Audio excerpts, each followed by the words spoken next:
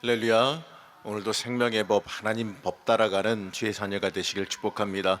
오늘 함께 보실 하나님의 말씀은 로마서 8장 5절에서 9절 말씀입니다. 로마서 8장 5절에서 9절 말씀 함께 보시겠습니다. 육신을 따르는 자는 육신의 일을, 영을 따르는 자는 영의 일을 생각하나니 육신의 생각은 사망이요 영의 생각은 생명과 평안이니라. 육신의 생각은 하나님과 원수가 되나니 이는 하나님의 법에 굴복하지 아니할 뿐 아니라 할 수도 없습니다. 육신에 있는 자들은 하나님을 기쁘시게 할 수 없느니라. 만일 너희 속에 하나님의 영이 거하시면 너희가 육신에 있지 아니하고 영에 있나니 누구든지 그리스도의 영이 없으면 그리스도의 사람이 아니라. 아멘. 하나님의 사랑과 평강이 함께 하시기를 축복합니다. 성경은 예수님께서 그 인간의 모습을 가지고 이 땅에 보내심을 받았다 이렇게 말합니다. 바로 우리와 함께 하시기 위해서 이 땅에 내려오셨다고 말해요. 이 로마서 8장 3절 말씀인데, 이 로마서 8장 3절 말씀 보게 되면 이렇게 말합니다. 율법이 육신으로 말미암아 연약하여 할 수 없는 그것을 하나님은 곧 죄로 말미암아 자기 아들을 죄 있는 육신의 모양으로 보내어 육신의 죄를 정하사 이렇게 말합니다. 이 칼바르트라고 하는 이 신학자는 이 3절에서 이 자기 아들의 이 죄 있는 육신의 모양으로 보내어 육신의 죄를 정하사 이렇게 말씀한 구절을 이렇게 주석하는데, 제가 한번 읽어보겠습니다. 이 그리스도께서 우리의 모습으로 오신 그 모습은 영원으로부터 타락 이전의 인간의 모습으로 오셔서 하나님의 사랑, 즉 내가 없으면 하나님이 아니 되시겠다고 하는 결의를 표현하시는 것이다 이렇게 말합니다. 이 하나님이 말씀이 되셨다. 그리고 하나님이 이 우리와 같은 인간의 모습으로 아들을 보내셨다. 이 신학적인 이 논제는요, 하나님은 계속적으로 우리와 함께 관계를 맺고 우리를 위해 사시겠다라는 표현으로 해석할 수가 있습니다. 이 해석은 하나님께서 나를 사랑하신다, 우리를 사랑하신다라는 뜻으로 받아들일 수 있어야 됩니다. 하나님은 하늘에 계시기 때문에 신적인 존재가 되시는 것이 아니라 이 예수 그리스도와 더불어 우리의 역사 안에서 우리와 같이 되시기 때문에 참으로 나를 위해 살아계신 하나님이 된다는 거예요. 여러분, 우리는 이러한 엄청난 사랑을 받고 살고 있습니다. 그렇기 때문에 하나님 안에서 하나님을 믿고 하나님 생각하고 하나님 사랑한다고 고백하며 살아갈 수 있어야 됩니다. 또한 이러한 고백을 우리의 심령에서 할 수 있게 된다면 우리의 마음에, 우리의 심령에 영적인 기쁨이 가득할 줄로 믿습니다. 이 하나님을 생각하는 사람은 그 마음이 기뻐야지요. 이 교회를 생각하는 사람은 그 마음이 기쁨으로 가득 차야 됩니다. 이렇게 기쁨이 솟아나는 것은 이 내 생명을 예수 그리스도의 생명으로 대신해서 나눠 주셨기 때문에 그래요. 이 하나님께서는 내 인생의 모든 걸 다 바꿔 놓으셨습니다. 그 단적인 예가 뭐냐? 이 내 생명을 이 그리스도의 생명과 바꿔서 내 생명이 하나가 아니라 두 생명을 가지고 살아갈 수 있는 은총을 베풀어 주셨기 때문에 그래요. 그렇기 때문에 우리는 항상 기쁨과 감사가 넘치는 삶을 살아갈 수 있어야 됩니다. 이렇게 우리에게 이 믿음 생활은요, 기쁨의 생활이 돼야 됩니다. 그러나 우리가 믿음 생활이 날마다 이렇게 기쁘고 즐거운 일만 가득하면 얼마나 좋을까요? 불행하기도요, 우리는 아직도 그 육체적인 성격과 육체적인 성향을 가지고 있어요. 그렇기 때문에 언제나 이 성령의 감동 아래 살려고 하는 우리의 믿음과 우리의 그 불행으로 가득 차게 만들려고 하는 그 세상적인 마음이 우리의 인생 가운데 자리 잡고 있다는 거예요. 어떤 사람은 인간이 처음부터 이러한 존재로, 이중적인 존재로 그러한 이 불행을 가지고 살도록 만들어졌는가에 대한, 왜 그렇게 만들어졌는가에 대한 질문을 제기할 수 있을 거예요. 하지만 성경은 여기에 대해서 어떻게 말하냐면, 이 본래 인간은 그 자유를 가지고 이렇게 되지 않을 수 있었다라고 말합니다. 인간에게 주신 그 자유를 우리가 잘못 사용함으로 인해서 우리 스스로 이 모순적인 존재가 되었다라는 거죠. 한편으로 기뻐하면서 한편으로 고통스러워하는 그 모습이 우리가 지닌 모습이라는 거예요. 하나님을 바라보면서 믿음을 따라가지 못하고 이 세상에 눈 돌리고 주저앉는 그 모습을 우리가 가지고 살아간다는 거예요. 우리가 실패하고 넘어지면 모든 것이 다 끝나는 것 같지요. 그럼에도 불구하고 잊지 말아야 될 것이 있는데, 바로 예수 그리스도께서 우리 인생의 중심에 계시고 우리를 대신해서 존재하고 계시기 때문에 비록 나는 넘어질지라도 우린 끝까지 승리할 수 있다는 얘기입니다. 바로 이 오늘 말씀을 통해 육과 영의 이 극단적인 대조를 보여줍니다. 이 옛것과 새것, 율법과 복음, 이 나와 그리스도, 이 죽음과 생명, 내가 이 중에 어떤 것을 따를 것인가 하는 것은요, 우리의 책임과 자유로운 행동의 이 결단에 달려 있는 겁니다.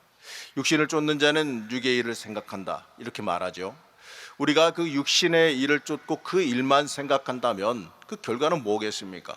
성경은 여기에 대해서 사망이다, 이렇게 말해요. 육신의 뜻을 쫓는 자는 육신의 일을 생각한다는 이 말씀은 단순히 생각하는 정도의 말씀이 아니에요. 이 말씀은요, 육체의 일에 더 마음을 쓰고 육체의 편에 서 있는다라는 것을 뜻합니다. 이 키에르케고르라고 하는 그 유명한 사람이 쓴 책 중에 이것이냐 저것이냐라는 책이 있습니다.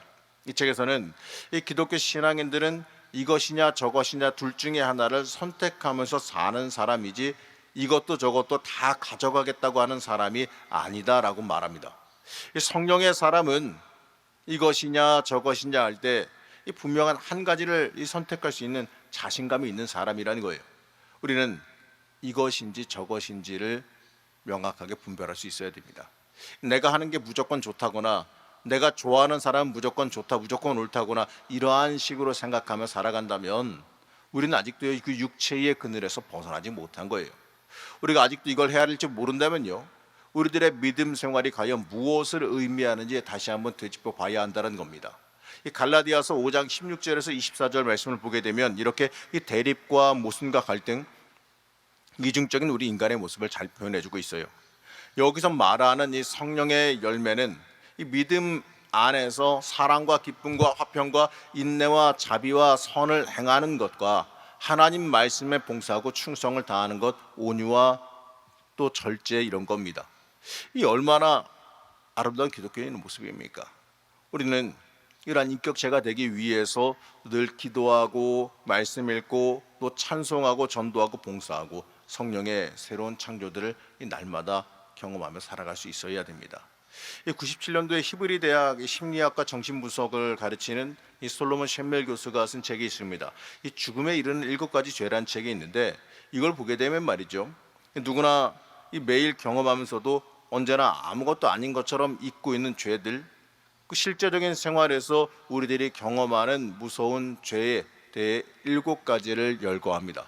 그 죄는 이 교만, 화냄, 질투, 탐욕, 탐식, 세욕, 게으름, 이렇게 말해요.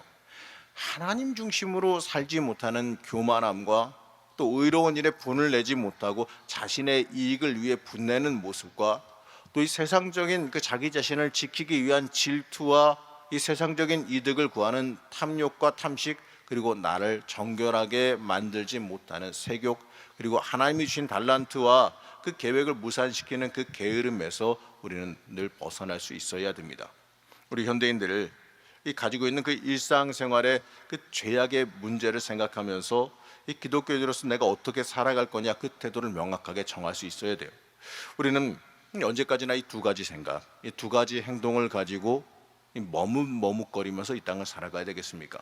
만약에 우리가 성령으로 살면서 이 하나님을 온전히 주인으로 모시려 하지 아니하고 내 마음대로 내 멋대로만 살려고 그런다면 이 수많은 세상의 주인들이 내가 주인이다라면서 나를 옥매고 얽매려고 들 겁니다.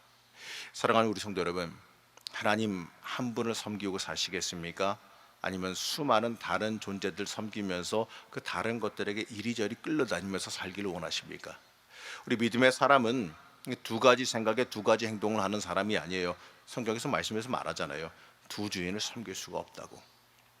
우리는 믿음의 사람으로서 하나님을 위해서 순전하게 살아가는 삶을 살아갈 수 있어야 됩니다. 잊지 마십시오. 여러분은 이미 하나님의 것이에요.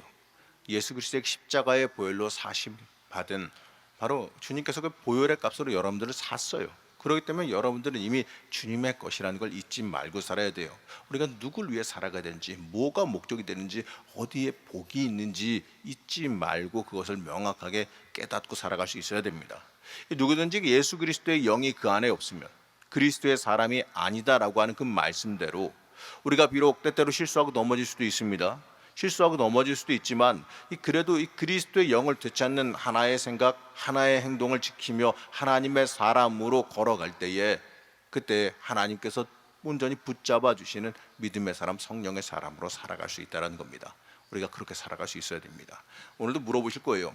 이것이냐 저것이냐, 이 길로 걸어갈 거냐 아니면 저 길로 걸어갈 거냐. 우리의 인상 속에서는요 늘 물어보는 것 같아요. 하나님의 길로 걸어갈 거냐 아니면 세상의 길로 걸어갈 거냐, 하나님을 주인으로 섬길 거냐 아니면 내 욕망과 육체적인 생각과 세상의 모든 그 잡다한 것들을 주인으로 섬겨서 이리 끌리고 저리 끌리며 다니며 살아갈 거냐. 우리가 믿는 신앙생활하는 사람들 중에서도 그렇게 나눠볼 수가 있어요. 온전히 하나님 주인으로 섬기고 하나님께 붙잡혀 하나님만 바라보고 가는 사람이 있는 반면에 또 어떤 사람은요 너무나도 바쁜 사람이 있죠. 세상적으로 여러 가지로 일로 예배드리러 가려고 해도 이게 바빠요. 저러 가도 저게 바빠요. 왜 이렇게 바쁜지 모르겠어요. 왜 이렇게 예배드리고 하나님 앞에 나오려고 그러면 뭐 이렇게 바쁜 일이 많이 생길까요? 왜 그러겠어요? 이 세상에 안 바쁜 사람이 어디 있겠습니까? 우선순위를 제대로 둔 사람은 하나님 외에 딴 것들은 보이지 않기 때문에 하나님 외에 다른 것들이 바빠지지가 않는 거예요. 그러나 세상 것들 같이 걸치고 세상 것들도 주인으로 섬기고 살아가는 사람은 그 모든 것들 때문에 모든 게 다 바쁘게 되는 거예요. 왜냐하면 여러 가지의 것들이 내 주인 행사를 하려 들기 때문에 그렇습니다. 여러분, 우리의 주인은 하나님밖에 안 계시다는 걸 명확히 깨달아 알아야 됩니다. 우리가 이 하나님 중심으로 온전히 살아갈 때 이 확실하게 주님이 가신 그 길이 생명의 길임을 고백하며 살아갈 때 우리의 삶 속에 하나님의 도우심과 동행하심이 함께 하실 것을 믿으시기 바랍니다. 오늘 하루 살아가실 때에도 이것이냐 저것이냐 물어보실 때 주님의 길 온전하게 선택하며 살아가는 죄자녀 되시기를 시약한절에 축복합니다. 잠시 기도하겠습니다. 우리를 구원하여 주신 하나님, 이 주님이 말씀하시면 우리는 말씀 따라 나아가겠습니다. 이 주님의 뜻이 아니면 멈춰 서겠습니다. 우리 안에 두 가지의 마음과 생각 그리고 행동이 있음을 고백하오니 이 주님의 은총으로 나를 변화시키고 인도하여 주시옵소서. 오직 주님의 길로만 걸어다니는 은혜가 우리의 삶 가운데 있게 허락하여 주시옵소서. 하나님, 연약한 우리의 심령을 굳건하게 세워 주옵시고 이 땅 살면서 때때로 실패와 어려움을 만날지라도 그래도 그 순간에 하나님 온전히 선택하는 주의 자녀가 되게 허락하여 주시옵소서. 하나님, 오늘 시간 기도할 때에도 우리의 힘과 능력이 되어 주옵시고 오직 주님 바라보면서 살아가는 은혜와 역사가 있게 허락하여 주시옵소서. 우리의 삶과 인생을 온전히 주관하여 주시길 소원하며 오늘도 이 시간 기도할 때에 온전히 주님을 내 인생의 주인으로 붙잡고 살아가는 은혜가 있기를 원하오며 거룩하고 존귀하신 예수님의 이름으로 기도하였습니다. 아멘.